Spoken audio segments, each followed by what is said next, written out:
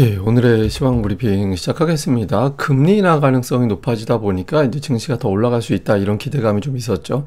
그러니까 미국의 국채 금리가 하락하고 달러 인덱스가 좀 하락하다 보니까 이제 증시에 자금이 유입되고 있고 또 추가 유입될 것이다 이런 기대가 있습니다. 다만 이제 이게 경기 둔화로 해석하는 측면도 있어서 장 중반까지는 지수는 오르긴 하는데 좀 어정쩡하게 올라가는 이제 그런 모습이 있었죠. 그러다가 이제 거의 장 후반 한 2시 반 정도 됐을 때 대통령이 이제 양도세 기준을 지금 10억 원으로 낮추는 거 보도가 나오고 있었는데 상향하는 거를 검토하고 있다라는 보도가 나왔고 이 보도가 이제 나오면서 증시 상승폭이 좀 커지는 그런 모습이 나왔죠. 그런데 뭐 이렇게 타임라인이 좀 있는 것 같아요. 이 타임라인은 제가 또 잠시 정리를 좀 해드릴 거고요.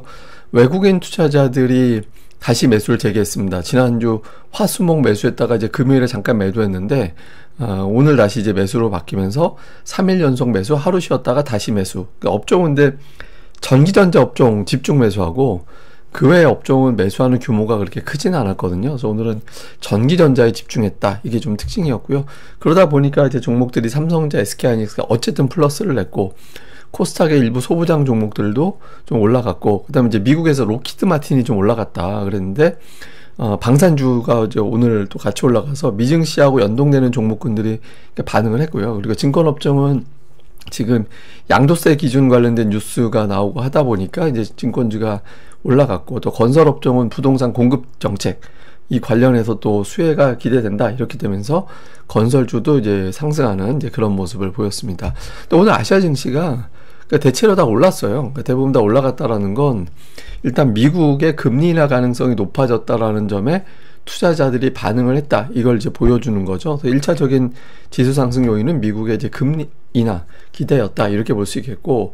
근데 어쨌든 코스피가 오늘 막판에 또 올라가서 외국인 투자자들이 매도로 전환하곤 했던 그러니까 외국인 투자들이 3,250을 바라보는 위치만 가면 매도로 바뀌고 또 3,150 밑으로 가면 또 매수하고 이게 이제 반복이 됐잖아요. 그러니까 이게 뭐 그래서 막 3,150 밑으로 내려가고 할 때 뭐 시장에 큰 조정이 시작이 되면 뭐 몇 포인트까지 빠지네 막 이런 이야기 또 나오고 또 3,250 가면은 뭐가 또 바뀌고 이런 뉴스 나오긴 하지만 어쨌든 시장은 박스권에 갇혀 있죠. 근데 다시 또 위로 올라왔거든요. 그러니까 이 위치에서 외국인들이 매수를 보여주게 되면 이거 넘기겠다는 의미가 될 수 있어서 이제 화요일장에서의 어떤 외국인들의 흐름이 상당히 중요해졌고 그리고 특히 이제 막판에 시장이 올라가서 최근의 패턴이 아침에 띄워놓고 장중에 이제 뒷부분에서 밀어내리고 이래서 결국엔 하루에 한 5포인트 정도 10포인트 요 정도 완만하게 올라가게끔 페이스 조절을 하는 그런 느낌이었거든요. 그러니까 그 추세에서는 그대로 유지가 되긴 했는데 특이한 건 오늘 막판에 시장이 올라왔다라는 거죠. 그러니까 증시가 최근에 막판에 이렇게 올라온 적은 없었는데 아까 이제 말씀드렸던 대주주 양도세 기준이 10억 원은 아닐 것 같다.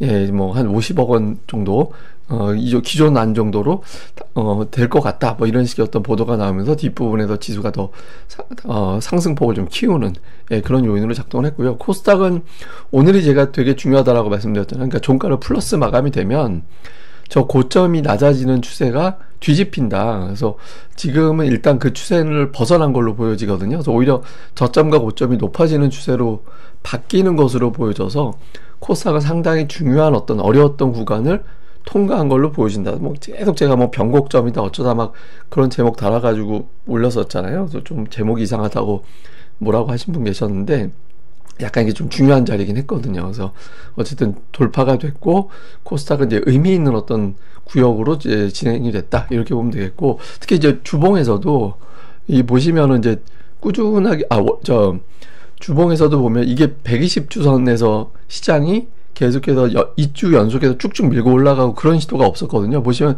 120주선 중심으로 해서 3주 연속 상승이 없었어요. 그러니까 최근 들어서. 근데 지금 잘하면 이제 3주 연속 상승으로 가게 되는 거죠. 그러니까 코스닥의 어떤 좀 갇혀있는 듯한 느낌에서 벗어나기 위한 어떤 움직임들이 오늘 좀 시도가 됐다. 이제 이렇게 보면 될 것 같습니다. 어쨌든 첫 번째 이유는 뭐 당연히 미국의 10년물 금리 10년물 금리가 떨어지고 하면서 미국의 금리가 내려갔다. 그러면 이제 돈 빌려오기가 좋다. 또 돈을 빌리기 좋다라는 거 신흥시장에 투자할 여유가 생긴다. 이렇게 해석이 되는 거죠. 그리고 이제 금리 인하는 지금으로서는 앞으로 남은 3번의 연준회의 모두 다 9월 17일에도 내리고 10월 29일에도 내리고 12월 10일에도 내리고 해서 연내 3차례까지 금리가 내려갈 것 같다. 라는 쪽에 이제 힘이 실리면서 이제 뭐 금리 인하는 또 주식시장에 좋은 재료가 되니까 이 부분이 이제 첫 번째로 작동을 했다라고 봐야 될 것 같고요.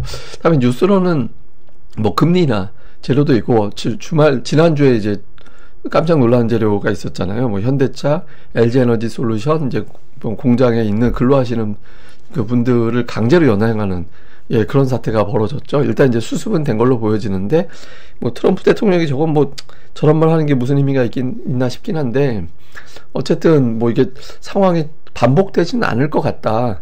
그러니까 이런 식으로 일단 보도가 됐잖아요. 혹시 이 자체가 어떤 사업의 변수가 되는 건가 이런 어떤 우려가 있었는데 일단 양쪽 다 수습을 하는 듯한 이제 그런 분위기였거든요. 그 현대차 쪽에서도 뭐 투자하는데 이렇게 큰 지장은 없다 이런 메시지를 내놔서 그러니까 이게 이제 반복적으로 재발되지는 않을 것 같고 또 이제 뭐 큰 어떤 문제로 비화되지는 않을 것 같다. 근데 이제 어쨌든 관련된 종목군들은 좀 불안하니까 오늘 좀 매도 물량이 오전에 나오는 그런 모습을 보였고 그 다음에 이제 건설주가 오늘 올라갔죠. 그리고 건설뿐만 아니라 뭐 시멘트라든가 이런 레미콘 관련된 기업들도 반응을 했는데 매해 신도시 하나가 공급되는 정도의 어떤 주택 공급이 진행이 될 거다 이런 보도가 나오면서 이것도 어쨌든 건설 자재, 건설 업종 자체는 긍정적이지 않겠느냐 이렇게 또 해석이 되면서 관련된 종목이 움직이는 그런 요인으로 작동을 했습니다.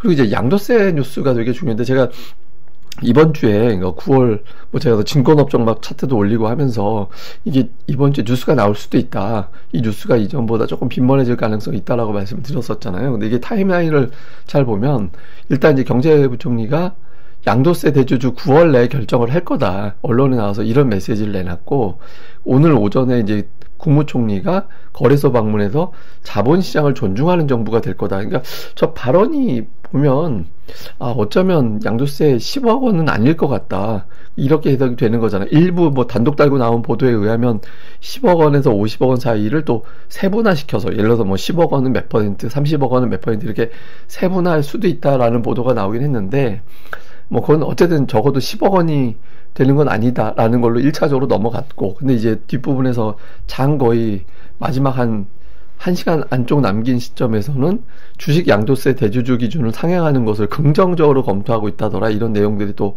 보도가 됐죠. 그래서 이 뉴스 뜨면서 올라가는데 이 뉴스들 나오는 타임라인을 보면 10억 원이 강행될 것 같지는 않아요. 10억 원이 될 것 같지는 않거든요. 근데 이게 아직은 이제 확정이 되진 않았죠. 근데 뭐 어쨌든 9월 안에는 결정이 된다고 하니까 지금 돌아가는 상황으로 봐서는 뭐 좀 원래 안대로 되는 게 아닌가 이렇게 이제 투자자들이 판단을 했고 이게 이제 한 5포인트로 코스피 지수가 마감할 거를 한 10포인트 정도 플러스 시키는 그런 요인으로 막판에 작동을 했던 것 같습니다. 뭐 주요 종목은 이제 증권주가 관련해서 이제 반응이 나오고 그래서 제가 그동안은 이제 증권 업종 차트를 보여드렸는데 뭐 증권 업종 차트나 뭐 개별 종목 차트나 비슷해요. 그래서 어쨌든 그러니까 증권주가 딱 올라는 가는데 확정된 게 아니니까 이제 60일선에서 딱 멈춰버렸죠.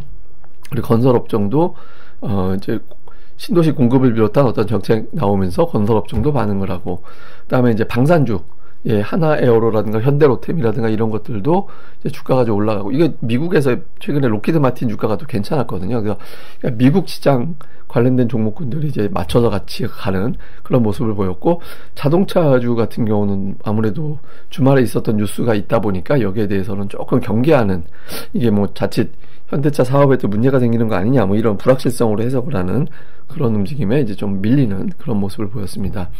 뭐 대형주는 시가총액 빅5가 다 올라갔는데 이게 좀 특이한 게 외국인들이 선물을 오늘 매도한 날이었거든요. 그러니까 선물을 매도한 날 빅5는 올라갔다라는 점은 상당히 좀 특이한 그런 현상이죠. 어쨌든 삼성전자, SK하이닉스가 장중에 이제 더 올라갔었는데 이제 상승폭이 크진 않았는데 어쨌든 삼성전자, SK하이닉스, 하나에어로 이 종목군들이 거의 한 10포인트 정도 지수를 올리는 이제 그런 역할을 좀 했고요. 코스닥 같은 경우는 대형주 쪽은 그다지 이렇게 활발하지는 않았습니다. 그러니까 뭐 제약바이오도 종목별로 좀 엇갈렸고 근데 이제 소부장 내에서도 엇갈리긴 했는데 어쨌든 소부장 쪽이 조금 활발한 그런 움직임을 내면서 상승 종목 수가 좀 많아지는데 그런 어느 정도 영향을 미쳤다 이렇게 봐야 될 것 같습니다. 뭐 수급에서 이제 외국인들이 다시 매수를 했는데 특이한 건 뭐냐면 오늘 외국인들이 2,600억 매수했잖아요. 근데 전기전자 업종 매수한 게 되게 거의 비슷했어요.